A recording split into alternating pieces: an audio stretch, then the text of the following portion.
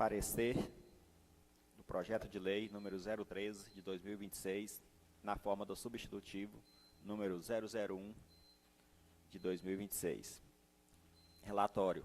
Senhoras e senhores vereadores, chega para análise deste plenário o projeto de lei número 013 de 2026, de autoria do chefe do Poder Executivo, na forma do substitutivo número 001, que promove alterações na Lei número 317, de 5 de março de 2010, que dispõe sobre o plano de carreira do Magistério Público Municipal, com o objetivo de adequar os instrumentos de ampliação da jornada docente, notadamente a exigência curricular ou pedagógica e o regime suplementar às necessidades atuais da rede municipal de ensino.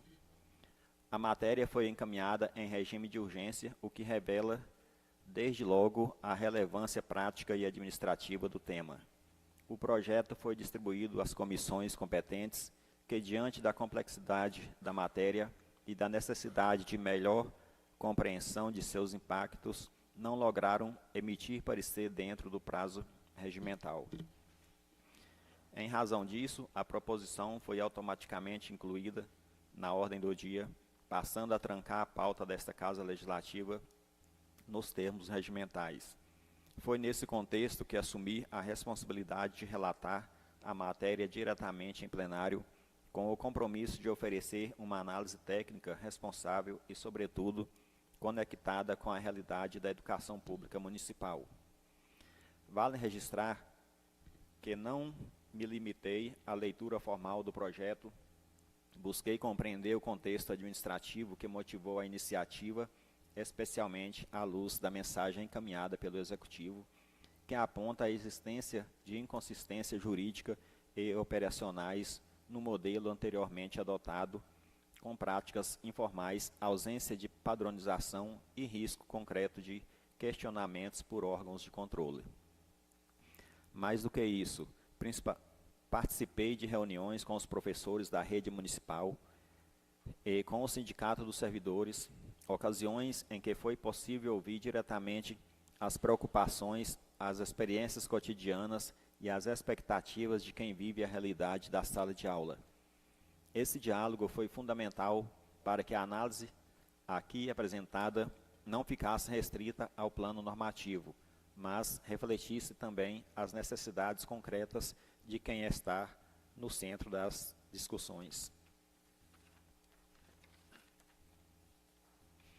Por fim, nesta introdução, registro que, nas reuniões realizadas com os professores da rede municipal, foi levantada a sugestão de que a redação do inciso 1º do artigo 8º do projeto fosse ajustada para adotar os parâmetros constantes do artigo 26 da Resolução SEE número 5.210 de 2025, da Secretaria de Estado de Educação de Minas Gerais, que disciplina a extensão de carga horária no âmbito estadual.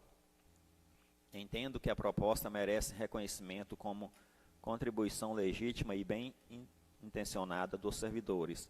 No entanto, não é possível acolhê-la neste momento, ao menos não por via de emenda ao projeto. Isso porque a adoção dos critérios estaduais implicaria direta ou indiretamente ampliação dos limites de jornada e, por consequência, elevação da despesa pública municipal. Nessa hipótese, qualquer emenda parlamentar com esse conteúdo esbarraria na vedação do artigo 63, inciso 1º da Constituição Federal, aplicável às leis municipais por simetria, que proíbe o aumento da despesa prevista em projetos de iniciativa do Poder Executivo. A emenda seria, portanto, formalmente inconstitucional, independentemente do mérito da proposta. O caminho adequado para essa alteração é a iniciativa do próprio Executivo, acompanhada da respectiva estimativa de impacto financeiro e da indicação da fonte de custeio, nos termos do artigo 17 da Lei de Responsabilidade Fiscal.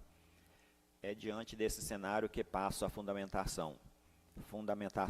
A análise dessa proposição exige, antes de tudo, uma compreensão honesta da realidade da rede municipal de ensino, O que temos hoje não é um sistema perfeito sendo alterado. O que temos é uma realidade em que, por necessidade do serviço, foram sendo construídas soluções administrativas ao longo do tempo, não raro sem o respaldo normativo adequado, com insegurança jurídica e risco de responsabilização para gestores e servidores. E é exatamente esse o ponto central do projeto. Não se trata de criar um novo modelo, mas de organizar juridicamente uma prática já existente, conferindo-lhe critérios, limites e controle. Sob o ponto de vista constitucional, a questão mais sensível diz respeito ao artigo 37, inciso 2º da Constituição Federal, que exige concurso público para investidura em cargo. Pergunta-se: a ampliação de jornada prevista no projeto violaria esse dispositivo? A resposta, com a devida responsabilidade técnica, é negativa.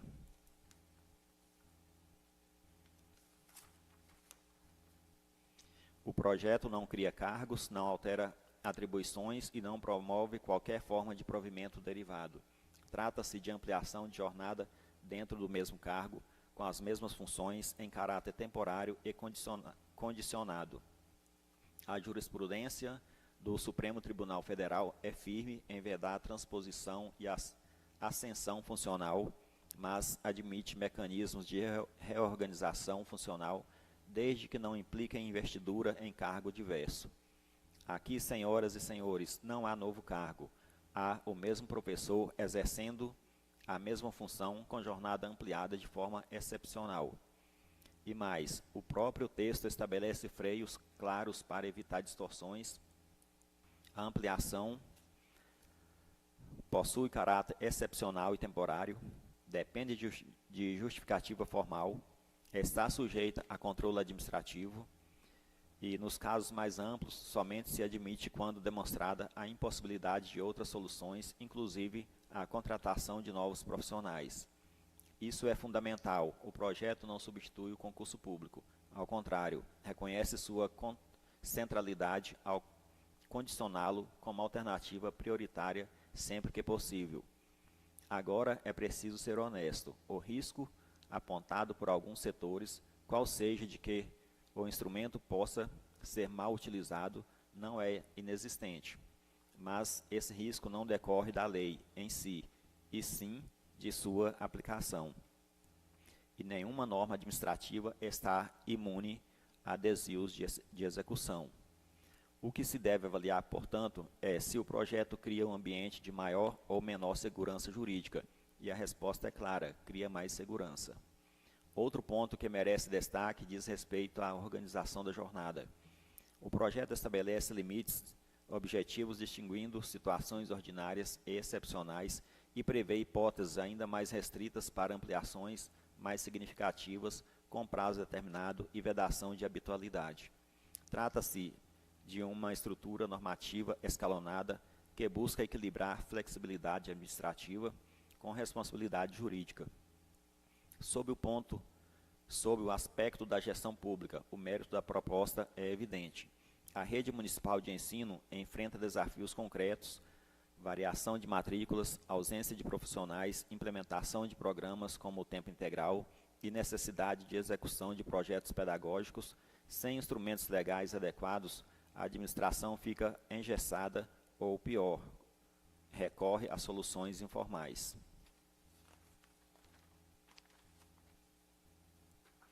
O projeto oferece uma alternativa mais racional, permite ajustes pontuais, preserva a continuidade do serviço e evita desorganização pedagógica.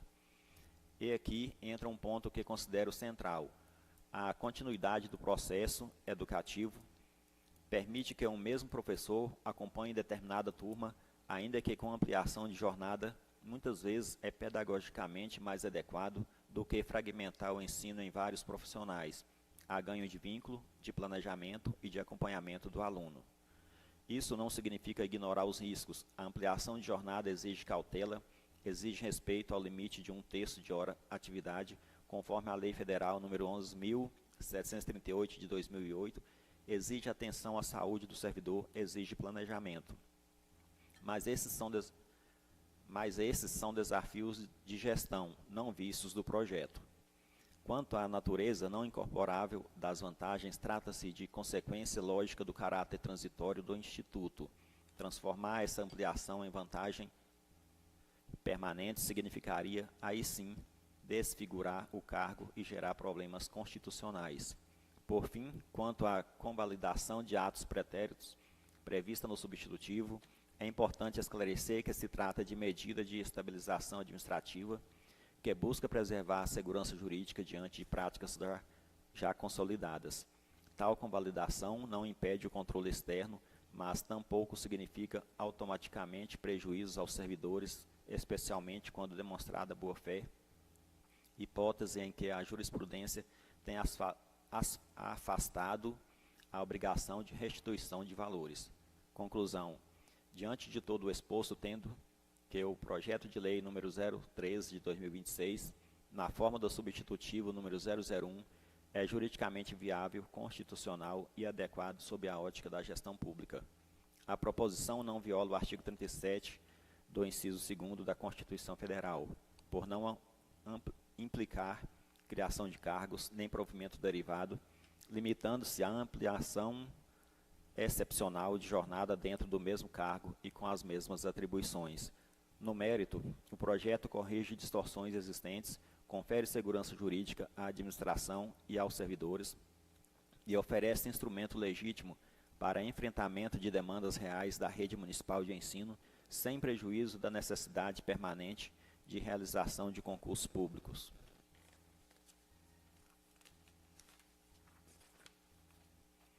É, portanto, uma medida de organização, racionalização e responsabilidade administrativa.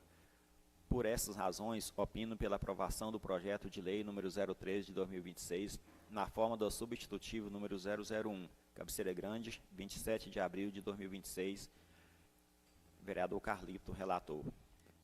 Lembrando que essa emenda também, né, foi depois de um diálogo junto com alguns professores, nem todos estavam presentes, mas é um pedido deles, né, para estar apresentando essa emenda, para dar um pouco mais de garantia na hora de pedir a extensão da carga horária. É um projeto complexo, muito difícil de chegar no consenso, né, mas a gente tentou ouvir, né, a classe aí, tentamos ouvir o sindicato, né, e acho que foi o melhor que podia ter sido feito nesse substitutivo.